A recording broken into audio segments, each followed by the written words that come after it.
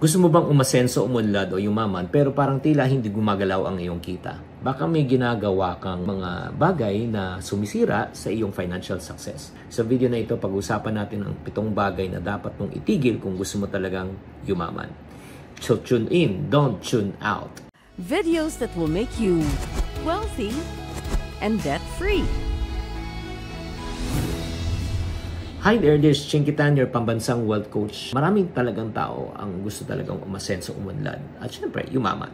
Pero may mga pag-uugali pa tayo na ginagawa na hindi mo napapansin that really prevents you from succeeding. Ano po yung pinakauna? So, sulat nyo na po to. Number 1, stop entertaining yung mga tinatawag na negative people or toxic people.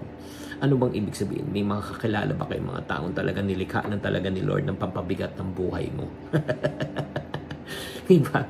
Bakit ito nakakasama? Kasi inuubos po na ng energy natin, di ba? Ito yung mga vampire. They suck the life out of you.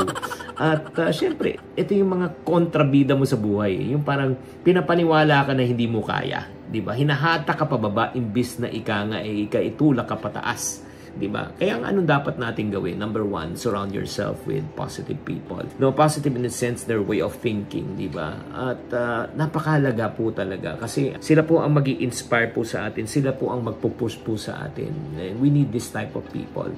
Number 2, i-audit nga natin yung circle po natin. Sino pa ang nagpapalakas po sa inyo ng loob at sino po nagpapahina po sa inyo sa loob? Kahit mahal nyo sila, pero kung sila po ang nagpapahina po sa inyo, layuan mo muna. Layuan mo muna. Panamantala. Oo. Number 3, maghanap kayo ng community, maghanap kayo ng group of people that who believes in your potential and who can bring out the best in you. Kaya kung kailangan nyo ng community na positive po mag-isip, mga ka-iponaryo nako, join our Iponaryo movement sa Facebook po. So marami po kayong makilala doon. Tatandaan, ang buhay mo ay resulta sa mga taong nakakasama mo araw-araw. Number 2, stop taking advice from the wrong people. Bibusin na lang po ako ng konti. Huwag tayong makikinig sa mga tao na wala pang napapatunayan na resulta. Like for example, hindi lahat ng mga advice nila, kahit na magandang intention, ay tama para sa'yo. Marami kasi yung tao nag-a-advise pero minsan yung advice nila, mali. Diba? Pwede kang maligaw sa maling desisyon. Like for example, may nagbibigay, nagtanong ka, kanyari, may gusto mo negosyo, bigla na lang may friend ka na concern sa'yo na empleyado. Uy, friend na employee, tanongin mo, maganda ba talaga mag-business? Ay, naku, mukhang malulugi ka dyan, wag mo na ituloy yan, nalugi rin ako. Ay, oo, tama ka. So, ano ang dapat natin gawin? Dapat maghanap tayo ng mga tao na may proven na results. Maghanap tayo ng mga like uncle, auntie na nagnenegosyo, di ba, naging successful. Like for example, ako lang, I can only talk about myself. I've been in sales for over 48 years. I started my sales career when I was age 12. And in my years of 48 years of experience, I went into business of distribution before. In terms of food supplement, nagbenta ako. Nagbenta rin ako ng real estate. Nagkaroon din ako ng agency sa financial services. Nagbenta rin ako ng toys. Ang dami na akong negosyo na na tinayo na naging successful. Okay?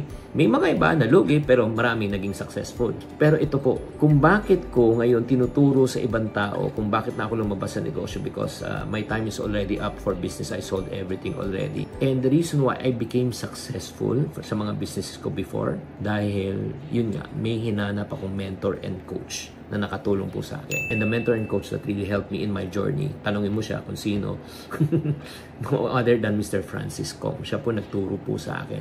Lahat ng mga business decision ko before, he guided me. As a matter of fact, he sat at one of my company before when I was starting. Kaya be selective sa mga advice na sinusunod mo. Kung gusto mo talagang umunlad, makinig ka sa mga taong maunlad. Kung gusto mong umasenso, sa mga taong asensado. Kung gusto mong yumaman, sa mga taong mayayaman. Number 3, huwag nating sisihin ang ibang tao sa ating sitwasyon. Hindi mo kasalanan kung saan ka pinanganak, hindi mo kasalanan kung ikaw ay naging biktima nung ikaw ay bata pa. Pero, ngayon may alam ka na. May sarili ka ng pagpapasya. Responsibilidad mo na kung saan ka pupunta. Real talk lang po tayo. Bakit po nakakasama kung parati mo nalang sinisisi ang ibang tao? Pag sinisi mo ibang tao, wala ka ng control sa buhay mo. Hindi mo magagawa ang gusto mo, Diba? Nagpapadikta ka na lang sa anong gusto ng sitwasyon, anong gusto ng ibang tao. At the same time, parang walang pagbabago para umasenso. At nakakahanap ka ng dahilan. Uy, alam mo ba, bakit ganito ang buhay ko? Eh dahil nga sa mga kamag-anak ko, kaibigan ko, kaopisina ko, binubuli ako, kaya ganito ako. No. Guys, ito lang sabihin ko sa inyo. If you see me, diba, naghirap ako in the future at sinisisi ko ibang tao, dapat ano sabihin nyo sa akin? Chinky, the reason why you are the person that you are today because that's the way you chose to be. Pinili mo yan. Mapait mang isipin. Pero sasabihin ko nito para sa aking sarili. Take full ownership. Kung ano yung buhay mo, pinili mo yan. Mag-decide ka.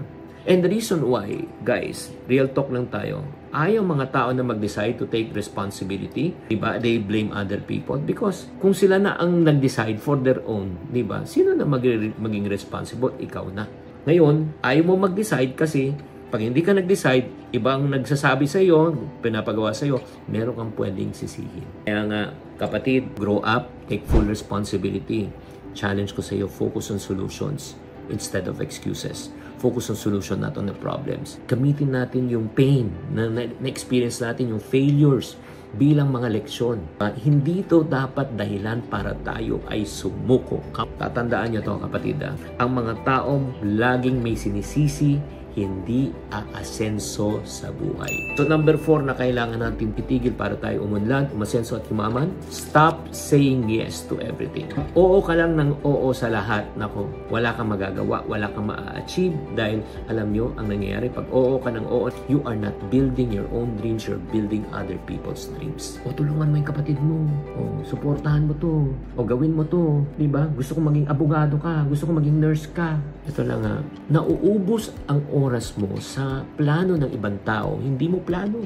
Wake up! O minsan naubos ang oras mo sa mga bagay naman, wala namang ambag sa'yo. Hindi mo nabibigyan ng focus ang sarili mo at tunay mong goals. And sometimes, if you say yes to everything, you're spreading yourself too thin. Walang progress. Guilty ka ba? Type guilty sa comment section. Kaya nga kung if you're in this situation, ano dapat natin gawin?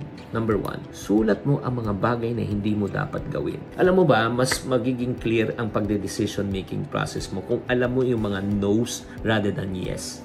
Like for example, number 1, no ko. Sa pagdating sa investment at negosyo, hindi ako papasok sa isang negosyo na hindi ko alam. Number 2, no ko. Hindi ako papasok sa utang dahil lang may luho. Diba? Gusto kong bilhin ang gusto ko. Papasok lang ako sa utang pero pag meron akong kikitain in terms of good debt. So, learn how to say no. Number 2, focus on the important things in life. Ano bang mahalaga sa'yo? Para sa akin, mahalaga, relasyon ko sa Diyos. Pangalawa, pamilya ko. Pangatlo, ano yung pwede kong gawin para suportahan pamilya ko in terms of earning. Number 4, pagtulong sa kapwa. So, i-prioritize po dapat natin yan. We should live our life according to our priorities, not other people's priorities. Alam nyo, ito lang ha, payo lang po. Mas mabuti na maging busy ka sa mga bagay na makakatulong sa future mo kesa sa future ng ibang tao. Ouch! Sino po si tinamaan dyan? Pakitype me. Let's go to number 5. Pero bago pa tayo ng number 5, mga kapatid. Alam nyo, medyo mahaba tong session na ito. Please bear with me. I want to reward you since kayo ay umabot sa number 5 na po. Kung gusto nyo ng reward, no? Tapusin nyo tong video na ito. Sa dulo, ibibigay ko sa inyo reward. Let's go to number 5 thing na kailangan natin tigilan para umasenso, umunlad, at yumaman po tayo. Stop wasting your time on activities na hindi po magja-generate ng iyong income. At the same time, mapapalapit sa inyong goals. What do I mean? Yung scroll ka na scroll sa TikTok, nood ka na nood ng Netflix na hindi mo na namamalaya na uubos ang oras mo. Masama ba manood? Guys, ako nanonood ako ng Netflix, ako nanonood ako ng TikTok, pero pagkatapos na ng trabaho ko, not in the middle of my work. Kasi sayang ang oras, hindi ka naging productive, hindi mo napapansin na ubos ng oras mo, mas lumalaki ang gap mo sa iyong goals, dreams, and aspirations sa buhay. Kaya ano dapat natin gawin? Track your habits. Sulat mo from 8 a.m. up to 5 p.m. Yun. Track mo. Gaano kalaki ang oras ang nasasayang sa iyo sa social media, sa pakikipagbarkada, pakikipag-usap sa kaibigan na wala namang katorya-torya. Number 2, Gamitin natin yung oras natin in learning. Use technology, hindi lang for entertainment. Madagdag ang ating kaalaman. Katulad na pagpapanood mo ng video na ito, hindi nasasayang because nabubukas ang iyong damdamin, napupukaw ang inyong puso para gumawa ng pagbabago. Kaya nga mag-focus po tayo sa bagay na makakatulong po sa atin. Ito lang ang kapatid, pakinggan nyo ito mabuti. Kung bakit walang pag-asenso, undan sa buhay, kapag hindi mo inalagaan ang oras mo, ikaw din ang talo. Number 6 na po tayo. Start learning and start doing. Bakit po? Aral ka ng aral pero wala kang ginagawa, di ba? It's not how much you know, it's how much you apply. Bakit to nakakasama? Knowledge without action is worthless. Maraming tao na lunod po sa learning phase, di ba? Manood ng video dito, attend ng mga seminar dito, webinar dito, di ba? Daming in-enroll, pero tanong, anong resulta? Kung hindi mo na-apply yung alam mo, walang natutunan. Ito lang at ang dapat natin gawin. So once you start learning, apply immediately. Again, learn, apply immediately. Kaya dapat ang rule of thumb natin, yung oras natin 20% learning, 80% on execution and what doing. Again, 20% learning, 80% doing. Kailangan po, kahit na small steps lang, araw-araw, alam mo, mas mabuti na yung maliit na action kaysa malaking plano, wala ka namang ginagawa. Agree or disagree? Type agree sa comment section if you agree. Ito na yung number 7 na nakakasira na talagang pumipigil sa atin sa pag-asenso, unlad at yaman. Comparing yourself with others. Stop it. Stop it. Stop it. Comparison, always remember, is the thief of joy. Hindi mo pwedeng i-compare ang chapter 1 ng buhay mo sa chapter 10 ng ibang tao. Matagal na silang ginagawa yun eh. Huwag ka mag-sana all. Sana all as an inspiration is okay. Sana all to compare yourself for you to be disappointed and depressed is not okay. Kasi nakakawala ng motivation. Hindi mo na nakikita yung sarili mo na magtatagumpay ka. Nakaka-stress kesa nakaka-inspire. Focus on your own self. Compare yourself with yourself, not with others. Diba? Focus on your progress. If you have to compare yourself 10 years ago to now, nag-progress ka ba? Good job! Diba? Dapat pat on your back. Pat yourself on the back. Good job. 10 years from before, ngayon, alayo ko na. Kaya nga, i-celebrate mo yung mga progress mo. Use comparison as a way to learn. Inspire yourself, not to frustrate yourself. Alam mo ang goal mo sa buhay, makinig ka kapatid. Ang goal mo is to make a better version of yourself. Don't compare yourself with others. Again, ito na po yung 7. Bago ko ibigay po sa inyo ang aking special surprise. Number 1, stop entertaining yung mga negative people and toxic people. Stop taking advice from the wrong people. Diba? Start blaming others for your situation. Stop wasting your time. Stop saying yes sa lahat ng gusto ng ibang tao. Stop learning out without taking action. It's not how much you know, it's how much you apply. Stop comparing yourself with others. Kaya kung tatanungin kita, anong dapat itigil mo sa 7 ito? I-comment mo na lang sa comment section para commitment mo to sa pagbabago. Since tinapos mo tong long video na ito, i-reward naman kita. Want to reward you with a free webinar that you can access right now. Pero kailangan i-access nyo na within 48 hours kung active pa to. All you need to do is just go to chinkfree.com, chinkfree.com, and I will share with you yung 4 na sikreto, yung 4 things that you need to master in order for you to become financially free. Maraming salamat. Sana na-enlighten po kayo. Tatandaan, tamang karunungan, tamang disiplina po ang susi sa pagyaman.